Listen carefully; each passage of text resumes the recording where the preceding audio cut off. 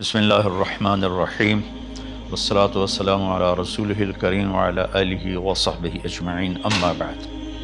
میرے محترم بھائیوں، بہنوں، بچوں، بچیوں، عزیزوں، جاننے والے، نہ جاننے والے، السلام علیکم ورحمۃ اللہ وبرکاتہ۔ کچھ دنوں سے میں قرآن سے اللہ کی پسندیدہ ہستیاں کون ہیں، کہ اللہ کس کو پسند کرتا ہے، ولی دوست کو کہتے ہیں۔ تو اللہ کا دوست کون ہے؟ وہ یہ کوئی وراثتی چیز نہیں ہے کہ ایک بڑے اولیاء اللہ تھے تو اب ان کا بیٹا بھی انہی جیسا ہوگا۔ ہمارے یہاں وراثت چلتی ہے کہ بڑے بزرگ کا بیٹا بھی بزرگ بن جاتا ہے، چاہے وہ کلین شیو ہو، وہ لوگ اس کے پاؤں چوم رہے ہوتے ہیں، جہالت ہے۔ تو آج میں تھوڑا سا سورہ بنی اسرائیل ہے، اس میں بھی سارے اخلاق بیان ہوئے۔ میرے بھائی بہنوں، ایمان لانے کے بعد انسان بنتا ہے، اور اس کے بعد اس کی قیمت، اس کا بڑا پن، اس کی وجاہت، اس کی شرافت وہ پیسوں سے نہیں ہوتی۔ پیسوں سے انسان مالدار تو ہو جاتا ہے، بڑا نہیں بنتا، بڑا نہیں بنتا۔ ہمارا علم غلط ہو گیا۔ بڑا بڑا بندہ جے بولدیاں 3 ملان یہ 200 مربن، یہ نوابہ فلانا ہے، نوابہ فلانا ہے۔ میرے بھائیو، یہ بالکل غلط علم ہے۔ بڑا وہ ہے جسے اللہ پسند کرے، بڑا وہ ہے جو میرے نبی کی زندگی کے پیچھے چلے، بڑا وہ ہے جس سے اللہ تعالیٰ راضی ہو جائے۔ باقی سب چھوٹے چھوٹے ہیں۔ تو آج ایک تیسری جگہ سے میں کچھ باتیں قرآن سے عرض کروں گا، جن کا تعلق ہمارے ایمان سے بھی ہے، اخلاق سے بھی ہے۔ وہ ہے بسم اللہ الرحمن الرحیم، وقضى ربك الا تعبدوا الا اياه بالوالدين احسانا اما يبلغن عندك الكبر احدهما او كلاهما فلا تقل لهما اف ولا تنهرهما وقل لهما قولا كريما واخفض لهما جناح الذل من الرحمة وقل رب ارحمهما كما ربياني صغيرا۔ یہ بہت بڑا مضمون ہے۔ اللہ نے قرآن بھر دیا والدین کے خدمت کے لیے، والدین کی اطاعت کے لیے، والدین کی ماننے کے لیے۔ پہلا جملہ ہے اور تیرے رب نے فیصلہ کیا، ایک مطلب۔ دوسرا، اور تیرے رب نے حکم کیا کہ بندگی صرف اللہ کی ہے، بندگی صرف اللہ کی ہے۔ عبد اسے کہتے ہیں جو ہر بات پہ سر جھکا دے، عبد اسے کہتے ہیں جو ہر بات پہ بچھ جائے، اس کو عبد کہتے ہیں۔ تو اللہ کہہ رہا ہے میرے بندو، میرا ایک فیصلہ ہے اور میرا ایک حکم ہے، میرے سوا نہ تمہارا ہاتھ کسی کے آگے پھیلے، نہ تمہاری گردن کسی کے آگے جھکے۔ ایک دوسرے سے مدد لینا، اس کو ایک دوسرے کی تعاونوں میں آ جاتا۔ تعاونوا علی البر والتقوی، ایک دوسرے کا ساتھ دو، ایک دوسرے کی مدد کرو۔ میرے نبی قرضہ اٹھاتے تھے۔ میرے نبی جب انتقال ہوا تو آپ کی زرہ 9 وسق پر، وسق 5 من کا ہوتا ہے، تو وہ جو کے بدلے آپ نے زرہ رکھوائی تھی کہ جب میں تمہیں ادا کروں گا زرہ لے لوں گا، اور آپ کا انتقال ہو گیا، آپ زرہ اپنی واپس نہیں لے سکے۔ وہ چیزیں جن کا تعلق صرف اللہ کی ذات سے ہے اور کوئی نہیں کر سکتا، اس میں صرف اللہ کے آگے ہاتھ پھیلا۔ جیسے ہم کہتے ہیں مدد، نصرت، اللہ کہتا میں ہوں، الا ان نصر اللہ قریب، سنو میری مدد تمہارے قریب ہے۔ تو اللہ تعبدوا الا ایاہ، بس ایک چھوٹا سا جملہ اللہ نے یہاں کے، چونکہ یہاں اللہ نے والدین اور اخلاق بتانے تھے تو اپنے لیے صرف ایک جملہ بولا، باقی باتیں بھی اللہ کے لیے ہیں۔ لیکن اللہ نے میری بندگی، اس بندگی سے مراد 5 وقت کی نماز نہیں ہے، حج، روزہ، زکوٰۃ نہیں ہے اس کی مراد، یہ ساری باتیں داخل ہیں۔ اور اس کے ساتھ 24 گھنٹے کی زندگی اللہ کی مرضی پر گزارو، نفع آئے تو شکر ادا کرو، نقصان ہو تو صبر کرو، برداشت کرو، پھر بھی شکر ادا کرو۔ کہ میرا رب یہ کہہ رہا ہے کہ میں نے صرف اللہ سے تعلق جوڑنا ہے۔ اللہ کے نبی نے اپنے چچا زاد بھائی عبداللہ بن عباس سے فرمایا کہ یا غلام، اے نوجوان، اسی کا بکلمات فاحفظھا، میں تمہیں چند باتوں کی وصیت کرتا ہوں۔ کیا؟ احفظ اللہ، احفظ اللہ یحفظک اللہ، یحفظک اللہ، اللہ کے اوامر کی حفاظت کر، اللہ تیری حفاظت کرے گا۔ احفظ اللہ تجدہ تجاہک، تو اللہ کے اوامر، اسلام، حلال حرام کی پہچان کر کے زندگی گزار تو اللہ کو ہر وقت تو اپنی مدد کے لیے تیار پائے گا۔ اور لمبی حدیث ہے، عشاء کی نماز کا وقت ہو رہا ہے، اس میں وہ جملہ جو اس میرے مضمون سے متعلق ہے، وَإِذَا سَأَلْتَ فَاسْأَلِ اللَّهِ، جب بھی مانگو اللہ سے مانگو، جب بھی مانگو اللہ سے مانگو، اللہ کے سوا کوئی دینے والا نہیں ہے، صرف اللہ ہے دینے کے لیے۔ وَإِذَا اسْتَعَنْتَ فَاسْتَعِنْ بِاللَّهِ، اور جب مدد کے لیے ہاتھ اٹھاؤ تو صرف اللہ کو پکارو، جب ضرورت حاجت کے لیے، مدد کے لیے ہاتھ اٹھاؤ تو اپنے اللہ کو پکارو۔ تو یہ حدیث کی بات بھی ہے، جو قرآن کی بات بھی ہے۔ اس کے بعد آگے اللہ کہتا ہے وَبِالْوَالِدَيْنِ إِحْسَانًا، اور اپنے والدین کے ساتھ احسان کرو۔ احسان کا کیا مطلب ہے؟ اللہ آگے اسی کی تشریح کر رہا ہے۔ ویسے احسان کا مطلب عربی میں ہوتا ہے، یہ جو ہمارا اردو کا احسان ہے، میں تیرے تو احسان کی نالے کی کر رہے ہیں، یہ بھی مطلب ہے، لیکن احسان کا اصل مطلب ہوتا ہے، احسان حسن سے ہے، حسن، حسن سے الف، دو الف ملے اور احسان بن گیا۔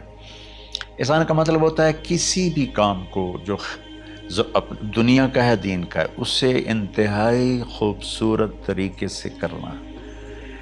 جیسے کسی دلہن کا میک اپ ہوتا ہے نا، تو 5-6 گھنٹے 4 گھنٹے کے بعد وہ کہتی ہے، جو ہوتی ہے اس کا میک اپ کرنے والی، کہ جی بس یہ مکمل ہو گیا ہے اور اب اس سے آگے نہیں ہے۔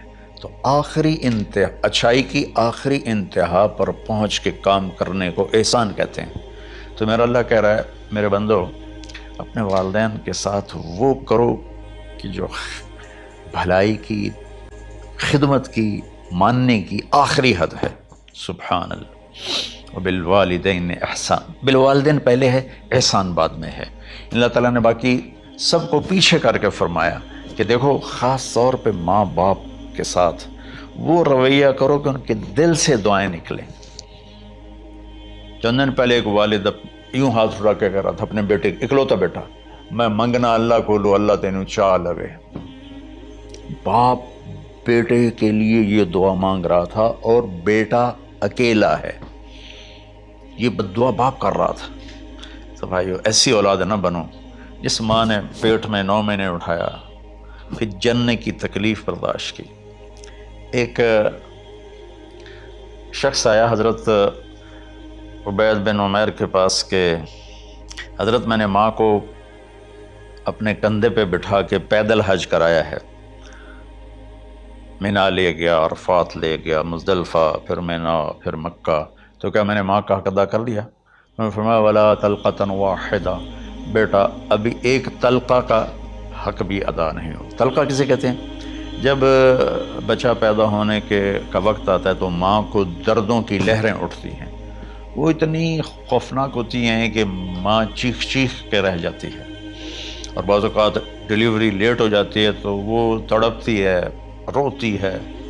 وہ جو لہریں ہیں نا، پیٹ میں آتی ہیں، جاتی ہیں، آتی ہیں، جاتی ہیں، ایک لہر جو درد کی اٹھتی ہے اس کو کہتے ہیں طلقہ۔ میں قربان جاؤں، انہوں نے فرمایا بیٹا ابھی تیری ماں نے جو تجھے جنا تھا، اس وقت جو تجھے درد، وہ تیری ماں نے درد کی لہریں برداشت کی تھیں، اس میں سے ایک لہر کا بھی حق ادا نہیں ہوا، یعنی کہ حق ادا ہو ہی نہیں سکتا۔ یہ مطلب کہ حق ادا ہو ہی نہیں سکتا، کہ بیٹا ابھی ایک کا بھی نہیں۔ پھر حضرت عبداللہ بن عمر سے ایک شخص نے پوچھا کہ اچھا، یہ جو آدمی تھا یہ خراسان، یہ ایران میں ہے اور افغانستان میں، یہاں سے ماں کو پیدل کندھے پہ بٹھا کے مکے پہنچا تھا، اندازہ لگا اس نے کتنی مشقت اٹھائی۔ اور عبیداللہ بن عمیر کہتے ہیں بیٹا ابھی ایک لہر کا حق ادا نہیں ہوا. یہی سوال حضرت عبداللہ بن عمر سے کیا ایک شخص نے کہ حضرت میں نے اپنی ماں کو حج کرایا ہے، سارا میں نے پیدل کرایا ہے اور کندھے پہ اٹھا کے کرایا ہے، تو کیا میں نے ماں کا حق ادا کر لیا؟ ولا ظفرۃ واحدہ ولا ظفرۃ واحدہ.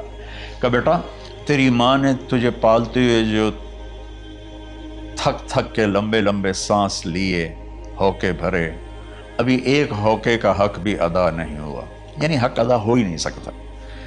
تو احسان کے آگے تشریح آ رہی ہے. تو آج میں صرف اتنی بات کروں گا کہ میرے بھائیوں، میری بہنوں، میرے بچوں، میری بچیوں، اللہ کے واسطے ماں باپ کو دکھ نہ دینا ورنہ اللہ بھی ناراض ہو جائے گا. چند دن پہلے ایک بچہ بچی میرے پاس آئے، دونوں میڈیکل اسٹوڈنٹ تھے، کہنے کہ ہم شادی کرنا چاہتے ہیں. تو بچی نے کہا جی میرے والدین ناراض ہیں، وہ نہیں اس رشتے پر راضی نہیں ہیں. تو میرے باپ کہتے ہیں اگر تو نے یہاں رشتہ کیا تو تیری میری ایک درمیان خط آئے، کھچ جائے گا خلیج، ہم اس پار نہیں آئیں گے تو اس پار نہیں آئے گی. میں نے کہا بیٹی جس ماں نے تجھے 9 مہینے پیٹ میں پالا، 2 سال تجھے دودھ پلایا، تیری پوٹیاں پیشاب صاف کیا، تجھے پیمپر باندھے، تجھے اٹھ کے راتوں کو اپنی چھاتی سے دودھ پلایا، کیا اب اس کا اتنا بھی حق نہیں کہ تم اس کی رائے کا احترام کرو؟ اتنا بھی حق نہیں ہے؟ تو میں نے کہا بیٹا میری کوئی رائے نہیں ہے، تو اگر تیرے ماں باپ راضی ہیں تو بسم اللہ ضرور کر، اگر راضی نہیں ہے تو دیکھو موت تک تجھے ماں باپ کی دعا نہیں ملے گی، اور ماں باپ کی دعا نہ ملی تو کچھ بھی نہیں ملے گا. تو بھائیو دوستو، خاص طور پر آج کے کالج کے نوجوان بچے بچیاں یہ ماں باپ کے ساتھ بہت بدتمیزی کرتے ہیں، چونکہ اس میں والدین کا پہلا قصور ہے کہ انہوں نے ان کو دین نہیں سکھایا. بچپن میں انگلش میڈیم سکول، پھر او لیول، پھر اے لیول، تو انہیں کیا پتہ ماں کون ہے باپ کون ہے. ایک پرانی بات ہے، ایک شخص اپنے بیٹے کو لے کر آیا کہ یہ میرا بچہ ہے اور یہ فلاں جگہ شادی کرنا چاہتا ہے اور ہم میں سے کسی کی رائے نہیں ہے اور یہ مانتا نہیں ہے، اور اس کے ساتھ اس نے دھاڑے مار کے رونا شروع کیا. تو میں نے بچے کو دیکھا تو یوں کر کے بیٹھا تھا، اس کا باپ رو رہا ہے، ہچکیوں تو ایسے بیٹھا ہو. تو مجھے اچانک خیال آیا، میں نے کہا شیخ صاحب اس کو کہاں پڑھایا تھا؟ کہا جی امریکن اسکول. اس کے بعد آسٹریلیا بھیجا تھا مزید تعلیم کے لیے. کہ شیخ صاحب اس بچے کا کوئی قصور نہیں، آپ کا قصور ہے. اس کو تو پتہ ہی نہیں میری ماں کیا ہے، میرا باپ کیا ہے. ایک ہماری تہذیب تھی وہ ختم ہو گئی ہے، اس میں علم نہیں بھی تھا تو ماں باپ کا.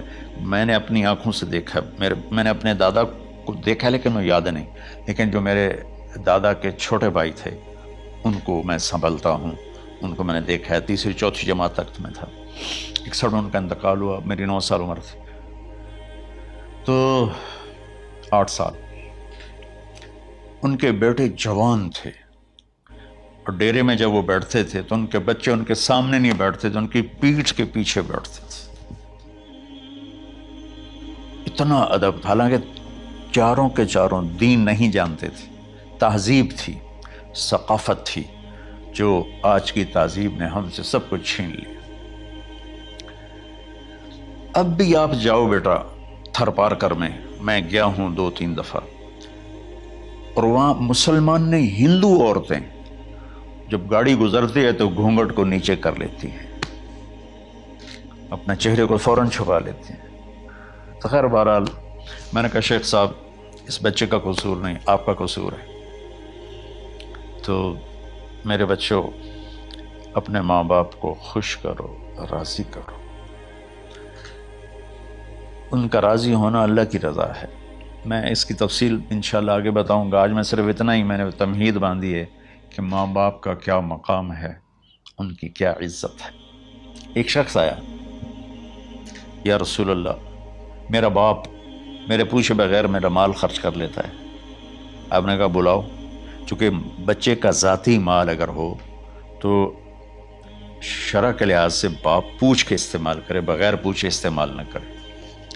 جب اسے پتہ چلا کہ میرے بیٹے نے شکایت کی ہے، تو عرب کی شاعری تو مشہور تھی، انہیں دل دل میں کچھ اشعار پڑھے. جو آیا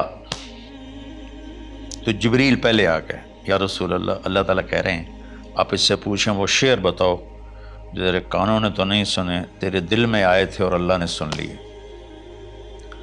تو اللہ کے نبی نے فرمایا بھائی تیرا انشاءاللہ کیس سنتے ہیں، لیکن پہلے وہ شعر سناؤ جو تم نے تو نہیں کہے زبان سے پر اللہ نے سن لیے. تو پھر اس نے وہ اشعار پڑھے، اور اس کے آگے کیا ہوا یہ میں انشاءاللہ اگلے کلپ میں بتاؤں گا کہ باپ کا کیا مقام ہے، ماں کا کیا مقام ہے. السلام علیکم ورحمۃ اللہ.